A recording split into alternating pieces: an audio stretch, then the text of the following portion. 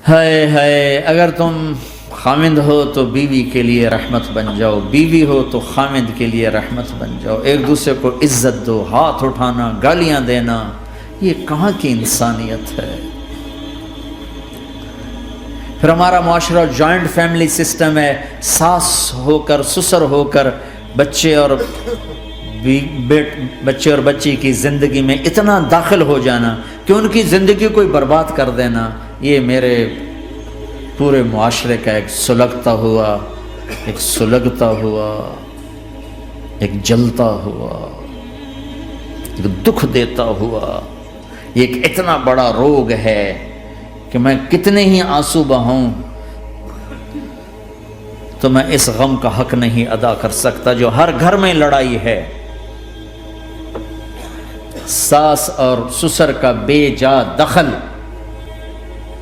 بچی کی زندگی میں، اس نے گھروں کو آگ لگا دی ہے۔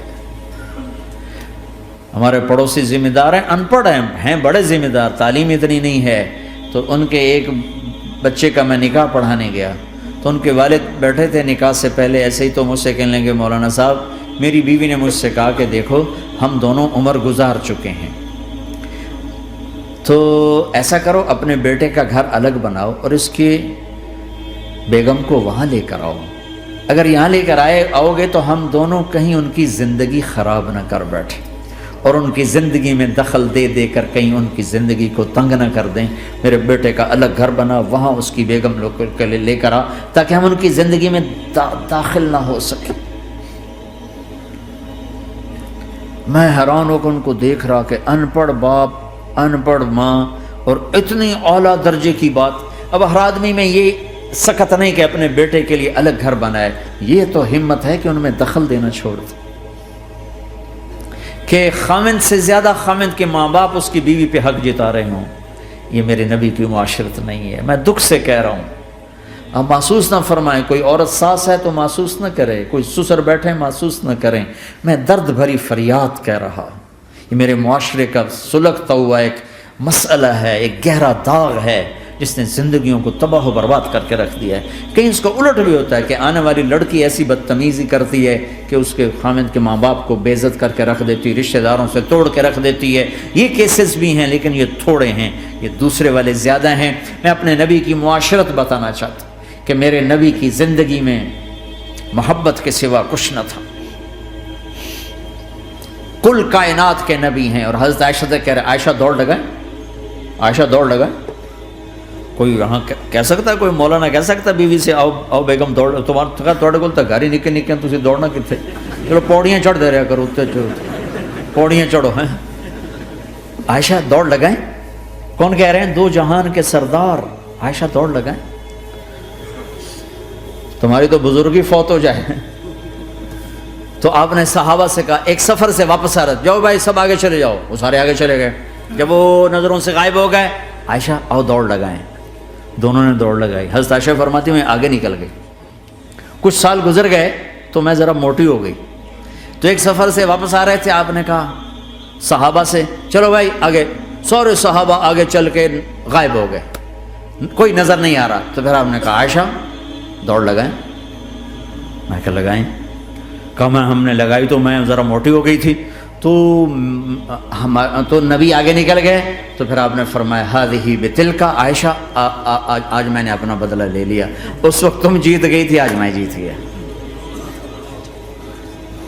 آپ نے نبی کی زندگی پڑھو اللہ کے واسطے کہ آپ نے گھر کیسے چلائے، کھانے کو کچھ نہیں اور بیویاں خوش ہیں، سلوک تھا نا، کھانے کو کچھ نہیں ہے، 2 مہینے چولہا نہیں جلتا ہے، لیکن بیویوں کو ایسی محبت تھی کہ وہ قربان ہوتی جا رہی، اور یہاں سب کچھ دے کر گھروں میں آگ ہے، اس لیے کہ بول ٹھیک نہیں، نہ خامد کا بول ٹھیک ہے نہ بیوی کا بول ٹھیک ہے، اور عام طور پر زیادتی چونکہ مردوں کی طرف سے ہوتی، کبھی عورتوں کی طرف سے بھی ہوتی، میں تو دونوں کے لیے بات کر رہا ہوں۔ اس زبان کو میٹھا کرنا سیکھ لو، اگر اپنے گھروں کو چین سے سکھ سے بھرنا چاہتے ہو تو چیزوں سے نہیں آئے گا، تمہارے سلوک سے، بیہیویئر سے آئے گا۔ اپنے سلوک اچھے کرو، اپنے رویے اچھے کرو۔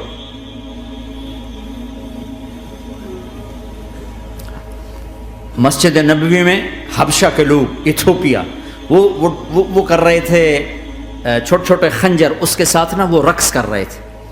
تو حضرت عائشہ کے کان میں آواز پڑے کہ یا رسول اللہ میں نے دیکھنا ہے. تو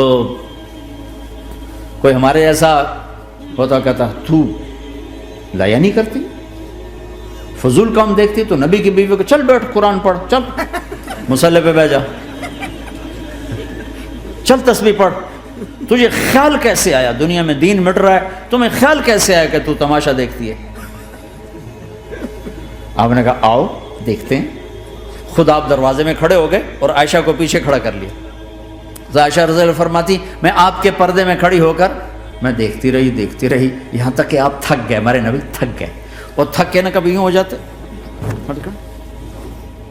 یوں ہو جاتے، ایک پاؤں کا سارا یوں اتارا، پھر کہنے لگے عائشہ بس نہ کریں. میں نے کہا نہیں ابھی میرا دل نہیں بھرا. کہا اچھا ٹھیک ہے. پھر کبھی یوں ہو رہے ہیں، کبھی یوں ہو رہے ہیں، کبھی یوں ہو رہے ہیں، کبھی یوں ہو رہے ہیں. حضرت عائشہ کہتے ہیں جب میں نے کہا بس پھر آپ واپس آ گئے. یہ میرے نبی کی زندگی ہے. تم لان تان سے زندگی بنانا چاہتے، ساس سسر بہو پر بیٹے سے بھی زیادہ حق جتانا چاہتے. یہ عام معاشرے کی بات بتا رہا ہوں کہ بہت تباہی ہے. میں تو مسائل سن میں نے تو اب اس دفعہ یہ ارادہ ہے کہ اب میں فون چھوڑ دوں گا، نہیں رکھوں گا، کہ میرے اندر ہمت ہی نہیں رہی کہ میں گھروں کے مسائل، میرا کلیجہ پھٹنے کو ہو. ایسے ظلم ہیں. ہمارا سسرالی معاشرہ بڑا ظالم ہے، بڑا ظالم. 99.99% ظلم ہے.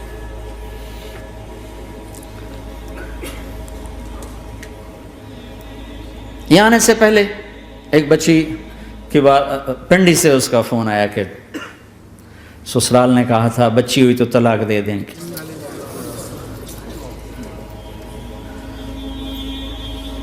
بچی ہو گئی. میں نے ہاتھ جوڑے، پاؤں پکڑے، میرا کیا قصور ہے، اللہ کی تقدیر ہے. طلاق دے دی، نکال دیا گھر سے. حج میں 2 بچہ بچی ساتھ تھے ابھی میرے حج میں.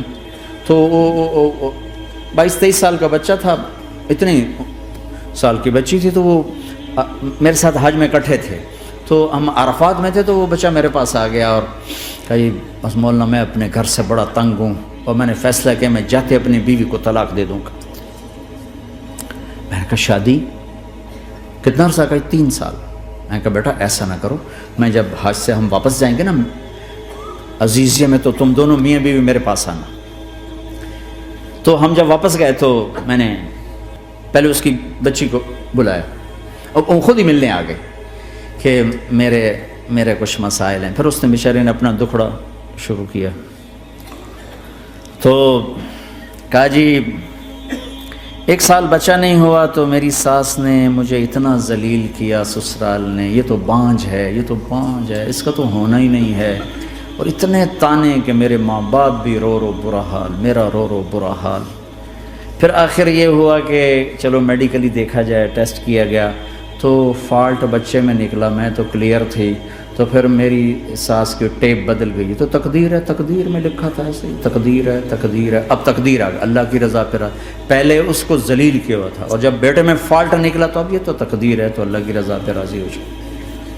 یہ چھوٹے مسائل. جب میں نے تھوڑی سی ان سے سٹنگ کی تو ابھی میں اس سے فون سے ان ٹچ ہوں کہ کہیں یہ پھر بے وقوفی نہ کر بیٹھے.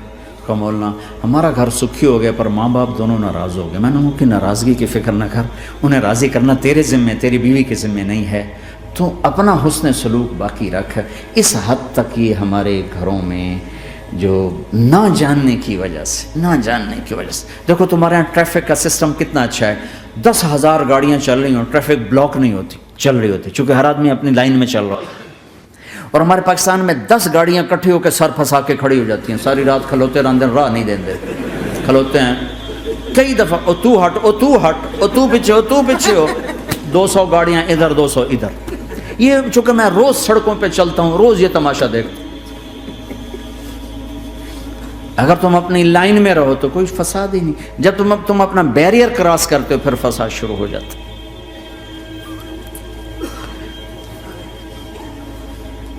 تو بھائیو اپنے نبی کی زندگی سیکھو. ایک سارا کام چھوٹا سا کام, زبان, غیبت چھوڑ دو, جھوٹ چھوڑ دو, گالی چھوڑ دو, تانا چھوڑ دو, طنز چھوڑ دو, برا بھلا کہنا چھوڑ دو, بلکہ حوصلہ افزائی کرو, تعریف کرو.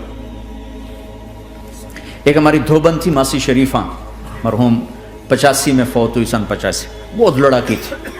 تو وہ آگے ایک دن میری بہن کے پاس کہنے لگی, بی بی میری یہ نوہ میرے نال بڑا لڑتی آپ تھی, میں نے کوئی تویز دے ساریا میری یہ نوکر بن جائے.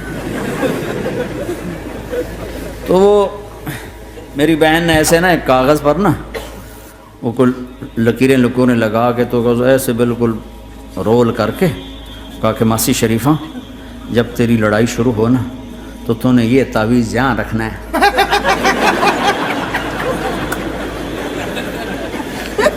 اور اس کو گرنے نہیں دینا, اگر یہ گر گیا تو بڑا فساد ہو جائے گا. اب کیا چکر تھا, چپ کرانا تھا اس کو, لڑائی تو ساری اس کی تھی. ہفتے کے بعد وہ آگے, بی بی تو تا ایسا تویت دیتا ہے ساری لڑائی مک گئی, کیوں جو ماسی شریفہ آپ چپ ہو گئی, یا وہ شروع ہوتے وہ ایسے کر کے بیٹھ جاتی, لڑائی ختم. تو میں سب کو یہ تعویذ دے کے جا رہا ہوں,